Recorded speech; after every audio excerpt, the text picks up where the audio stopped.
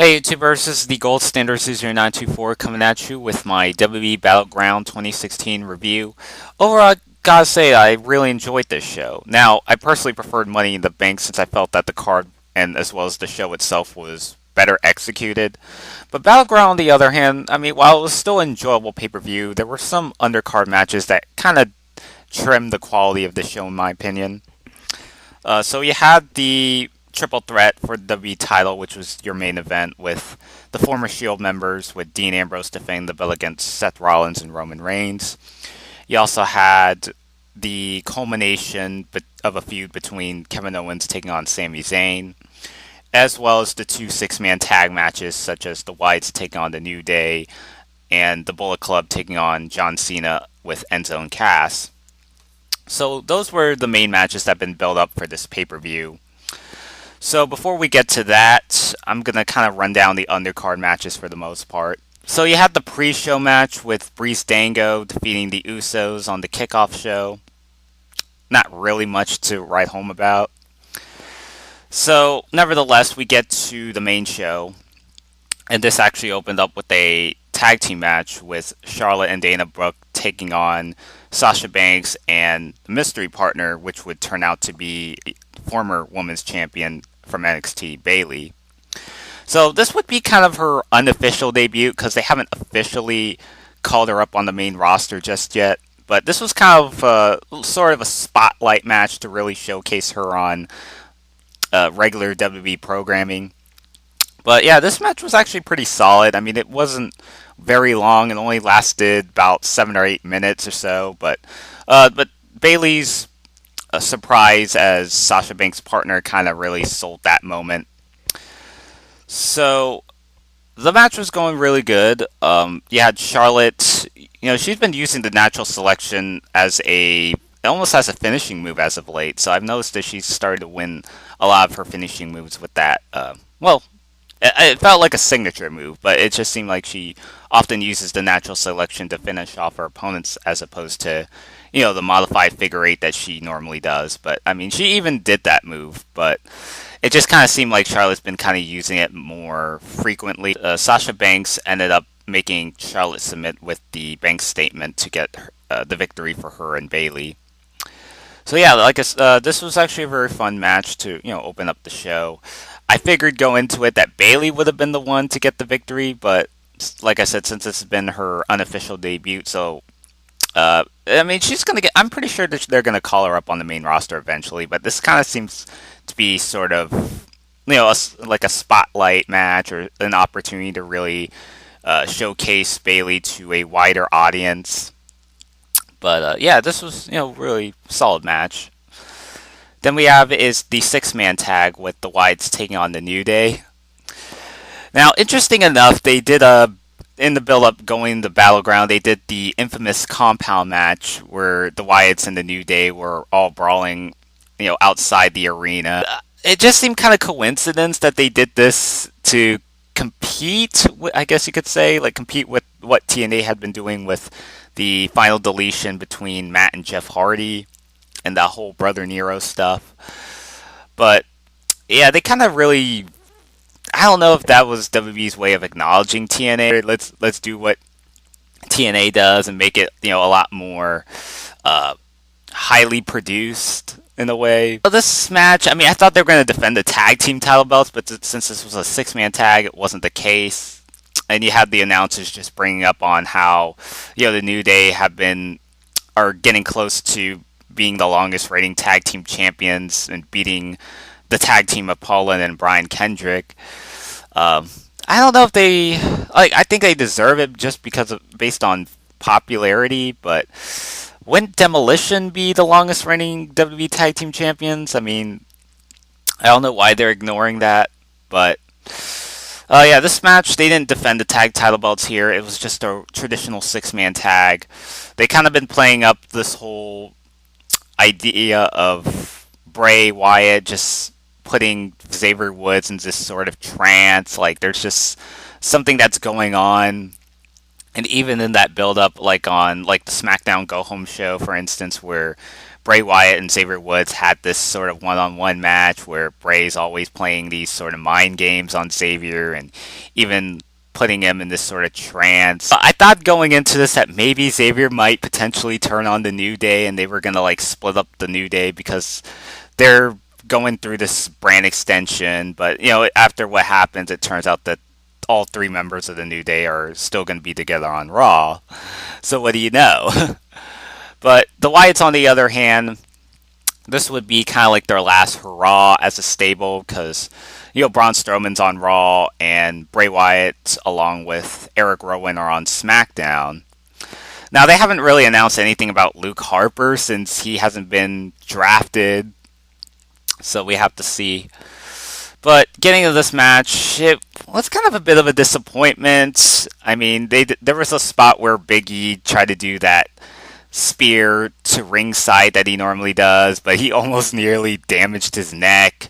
And it just seemed like he's just kind of overusing that move to the point where it just kind of feels very less impactful, just less of a big deal.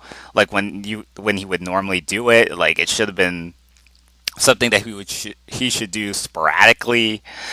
So it was actually pretty risky for Big E. He almost like injured himself while doing that. And then basically the match ended where Bray Wyatt nailed the Sister Abigail on Xavier Woods to get the 3 count. Yeah, so I was actually pretty disappointed in this match, and especially since the Wyatts won, despite the fact this is supposed to be the last match before they, I guess you could say, split up, but I don't know if you want to say split up because you have Bray and Eric Rowan on the same brand, and like I mentioned about Braun Strowman being on Raw, and both of them being on different brands. So, I think they could have maybe had them contend for the tag title belts, but now that after I watched Raw last night with the Bullet Club attacking the New Day, so it's pretty clear that they're going to do New Day Bullet Club at SummerSlam. So much for that tag title defense. So they might as well, I guess they just want to have them move on to different things. Oh well. Then we have here, I hope I got the ordering right, but this was a match between Kevin Owens and Sami Zayn. Now, this one I really, really, really enjoyed this match. It was given a lot of time, almost about 20 minutes or so. This was kind of the penultimate match. Now, I thought they could have just added some sort of stipulation because they're making this out to be an intense rivalry, which it is. But you would think they would have added maybe a no holds barred match or a steel cage match or something to kind of really feel like this should be like a culmination of a long-term feud.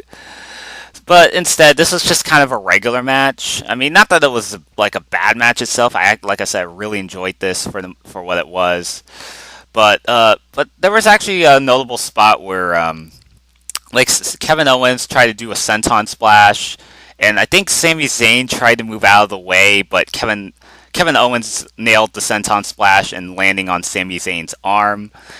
And the announcers, try to play up as if because Sami Zayn had a history of, injuring his arm in the past. So it almost seemed like he kind of felt injured in the middle of the match. But Sami Zayn continued to continue on with the match.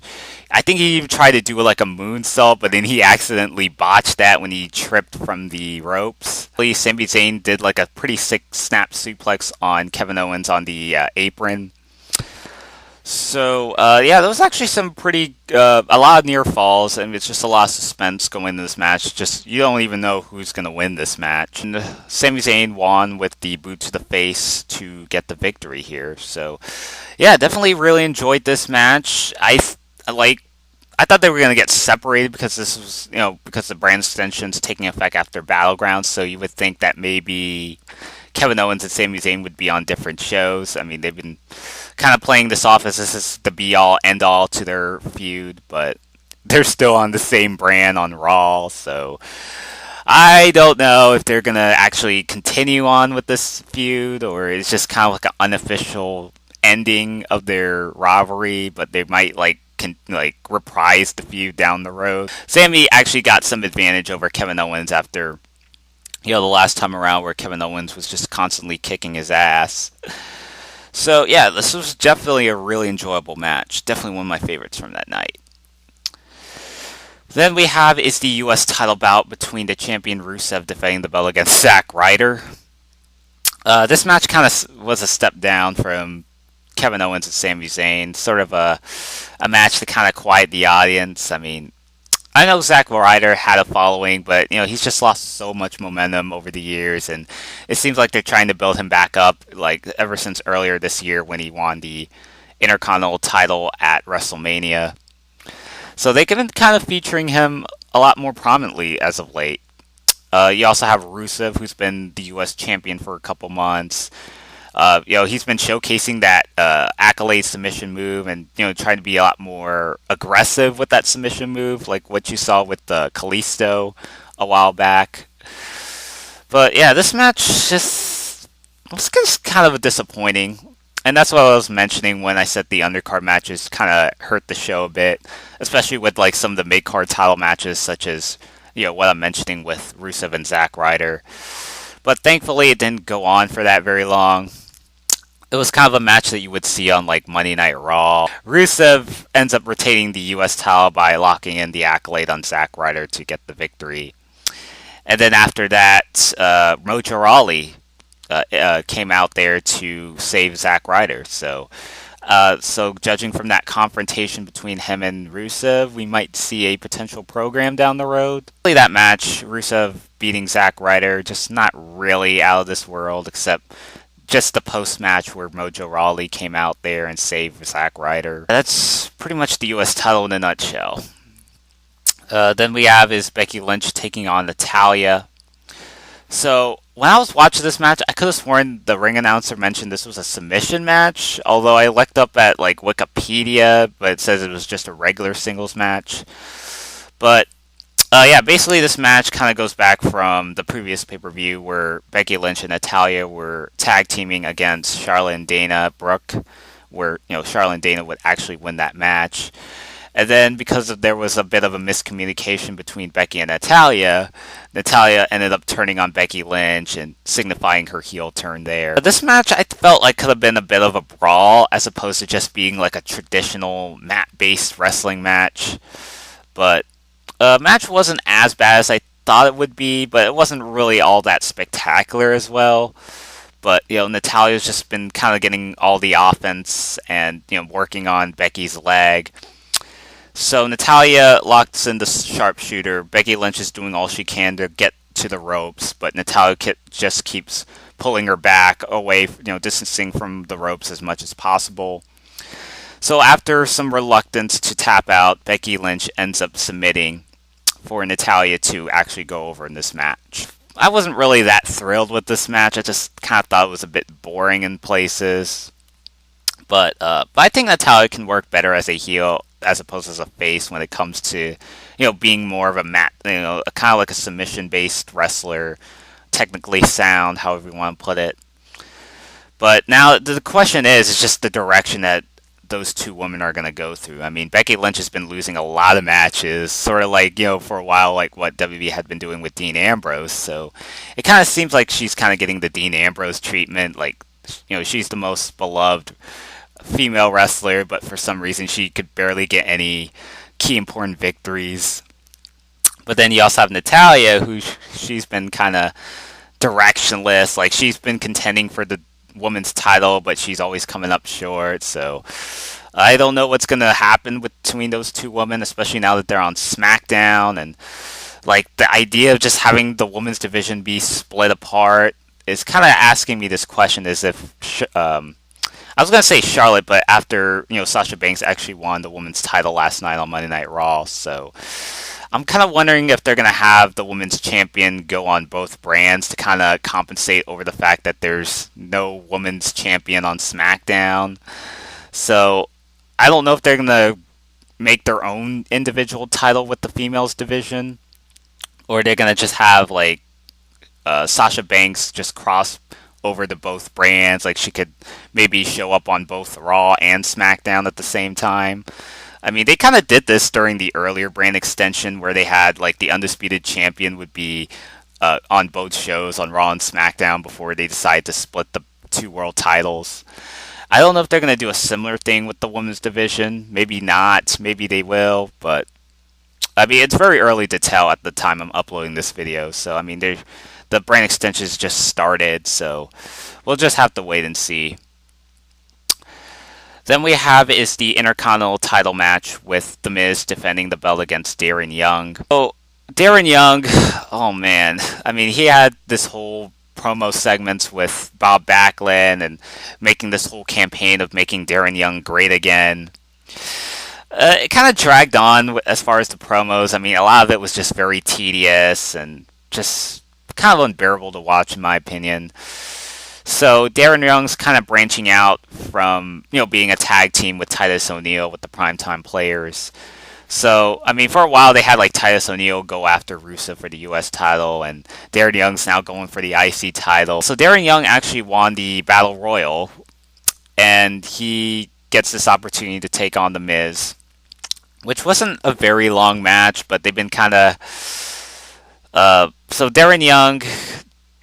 I can't remember every spot because my mind's a little fuzzy at this moment, but one of the things I kind of remembered from that match was where Bob Backlund and Maryse were kind of having this sort of conflict going on at ringside, and The Miz or Darren Young are just kind of wondering what's going on. Maryse actually tripped at some point, and she's just telling Miz to go get Bob Backlund, and even had a confrontation. I think it was either Maryse or The Miz pushed down Bob Backlund, and the crowd just kind of booed. And then Darren Young tried to go after The Miz and even attack The Miz and try to use the crossface chicken wing finishing move that Bob Backlund normally did in his prime. And thus he ended up getting DQ'd. The match, it wasn't really that memorable in a way. There wasn't really anything that kind of screamed noteworthy. I mean, after that finish, now that Darren Young and The Miz are on separate brands, what's the point of what happened last night when Darren Young's locking in that crossface chicken wing on The Miz, and all of a sudden it's just they make it seem like they're going to continue this feud when it's so obvious that they're not going to continue this feud. I mean, now that the brand extension's in effect and Darren Young and The Miz are on separate brands, it's are they going to even do a follow-up to that feud? I mean, my thoughts exactly. So, Miz is still the IC champion, and Darren Young didn't even win the match. They can't even continue this feud as of this rate. I mean, unless SummerSlam, I mean, they continue to, invade on each other's shows, and they're just... coming in and attacking each other, despite the fact that they can no longer appear on both shows. They can't coexist in some way unless it's on pay-per-view or something. That's just kind of one of the most anticlimactic finishes of that night. I just don't understand why they did that, along with the US title bout between Rusev and Zack Ryder. It's very random challengers. So then we get to the doubleheader of the main events. Now this one is actually the six-man tag bout between the Bullet Club taking on John Cena alongside Enzo and Cass. Now they actually did a promo to open up just prior to when the match was starting to kick off.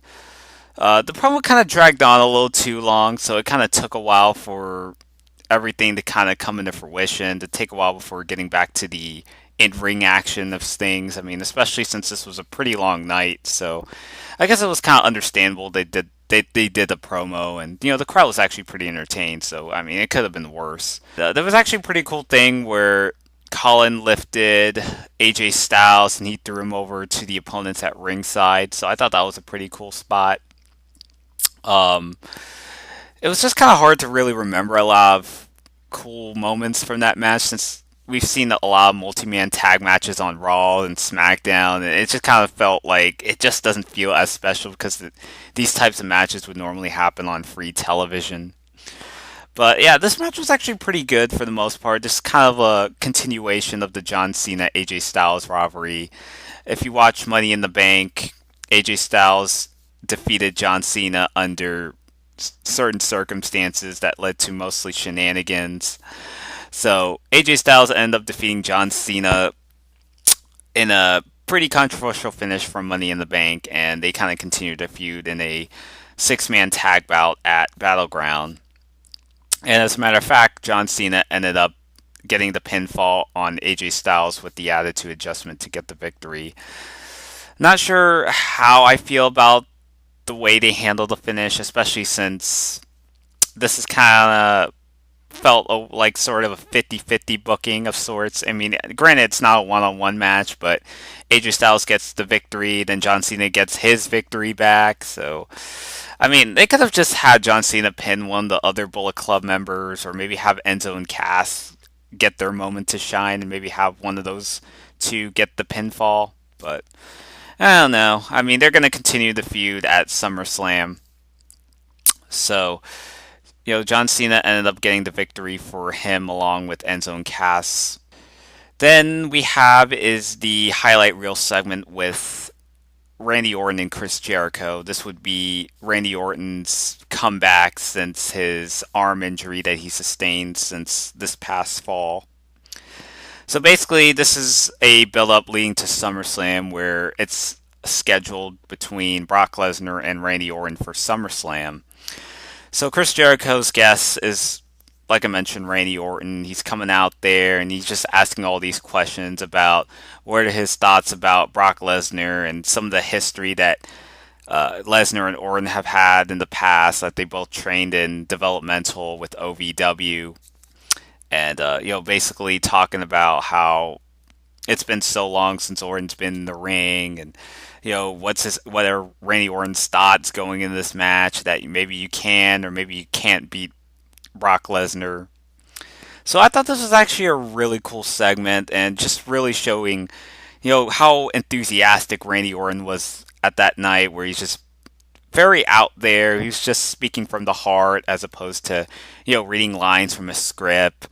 I mean, this is actually pretty one of his best promos. I mean, it's been so long. It just kind of feels like for years he's been stuck with that that cold, sadistic, monotone gimmick that he's had, especially when it comes to his promo. So he just hasn't really been kind of out there, like sort of like his Legend Killer days, like when he was in Evolution. Like he would always talk like very cocky and arrogant. That kind of embraced his character, especially during his earlier years in the WWE. So it was actually really cool that to see Randy Orton go out there and just basically cut the best promo that he's cut in a while.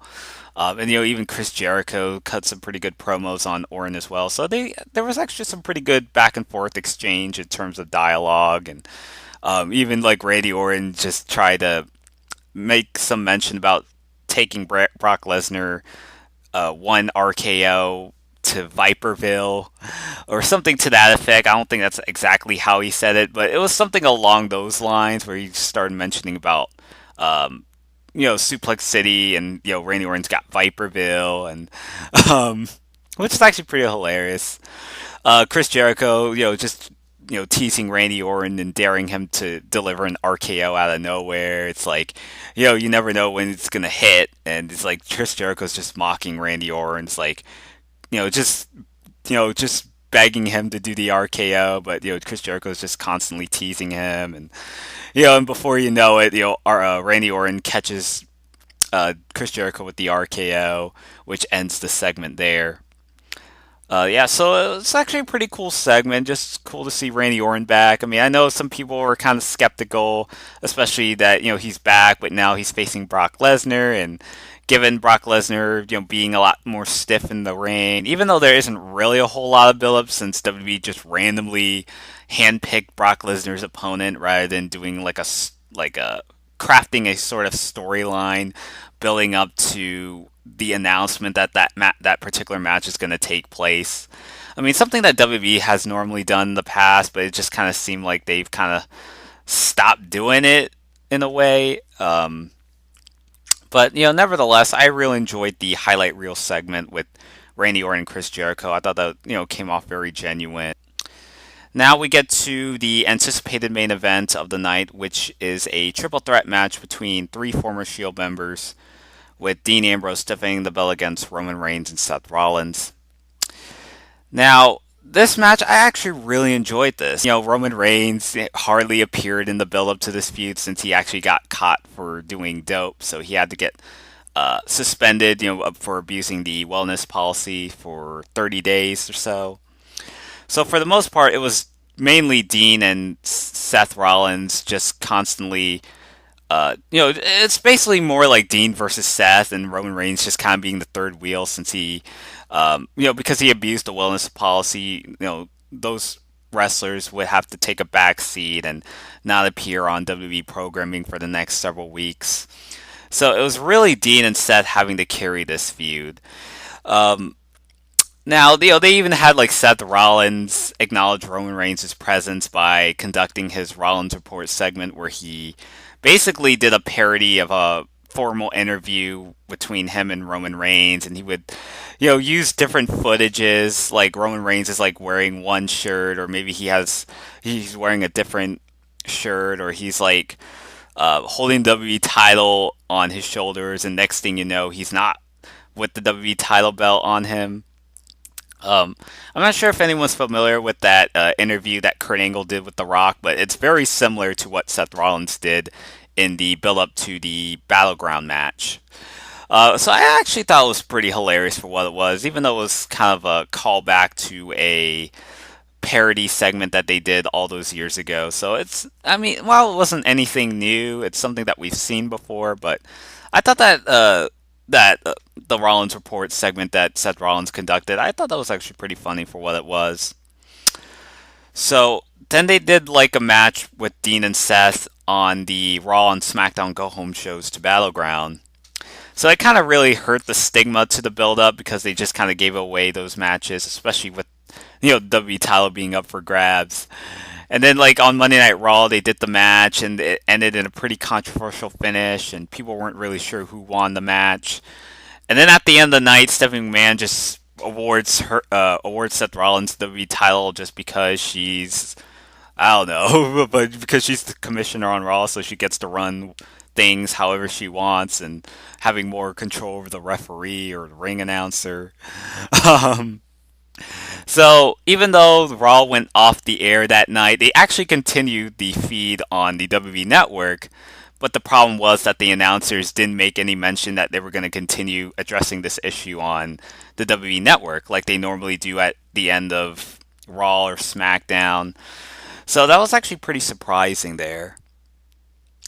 Um, yeah, so they did the rematch on SmackDown, only this time Dean Ambrose, who actually still kept the WWE title going in that match, defeated Seth Rollins clean with the Dirty Deeds to get the 3 count.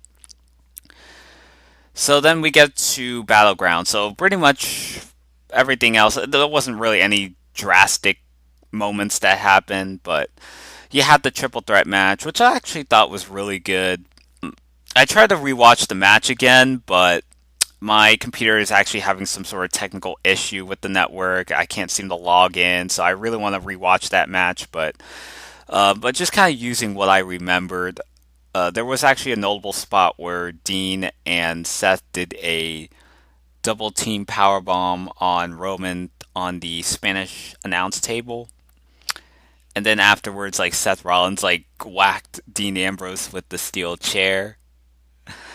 So yeah, they actually it just kind of really seemed like Seth Rollins is still acting like a babyface to the crowd, and Roman Reigns is still getting booed despite being a babyface. So, it's nothing too surprising. I mean, Roman Reigns has been booed for quite some time, but even Seth Rollins is doing all he can to maintain himself as this villain. But even despite that, the crowd just can't help but cheer him regardless. Oh man, I mean, probably might get all these moves mixed up, but like Roman Reigns did a Superman punch, and then like Dean Ambrose did a rebound lariat. Like just he's staggering once he was selling the Superman punch, and then like Dean Ambrose does that rebound lariat that he normally does. Roman Reigns hit the spear on Seth Rollins, just before he was gonna go pin Seth Rollins. Dean Ambrose manages to get up. He nails Roman Reigns with the Dirty Deeds for the 3 count. and Dean Ambrose would retain the WWE title in the process. So yeah, this was actually a really fun match. I mean, this was this would kind of lay the groundwork for what was going to happen, especially with the brand extension, because they were also building up that since you had the Raw roster, you had the SmackDown roster in separate locker rooms, just all watching the match unfold, and as well as like the SmackDown and Raw commissioners of Shane McMahon, Stephanie McMahon, and even their general managers with Daniel Bryan and Rick Foley would all be at ringside watching it as well. There's just been a lot of tension going into this match because now that it seems like they're gonna split the title belts, and as you watch Monday Night Raw, they announced that they were gonna crown a new Universal Champion, which kind of really sounds very awkward of them to call them that, but they're gonna do the two world title belt concept on Raw and SmackDown. So which I'm kind of against, but I'll just wait and see just, how that's well executed or maybe poorly executed, but we'll have to see. But I personally prefer, having one world title. I mean, especially since now that these belts, especially when they split the two world titles, it's almost like the title belts just don't mean as much prestige, and anybody can hold the title belts, and racking up all these title victories from different brands. Like they have WWE title on one brand, and then they're holding the World Heavyweight title, and they're always flopping the belt all around. So I think that's kind of be sort of a concern that I have, and especially with a lot of mid carders that don't get proper build up or just haven't really paid their dues to really deserve to be world champions. So that's kind of the problems I had with the two world title belt concept during the initial brand split. But now that they're bringing back the two world title belt concept, so that's gonna be kind of something I gotta get accustomed to. But it's kind of whatever, really. I don't want to stress out too much about that. So I thought the triple threat match was, a very enjoyable match, a great way to close off the show, and having Dean Ambrose ride off the sunset as WWE champion now that he's on SmackDown. So Raw, as of this moment, is currently without a top contender. But yeah, overall, WWE Battleground was just a really good pay-per-view. But I just kind of felt the undercard matches kind of what dragged it down a bit. But let me know what your thoughts about this pay-per-view. You could leave it down your thoughts down in the comment section below. And until next time, this is the Gold Standard User 924 signing out.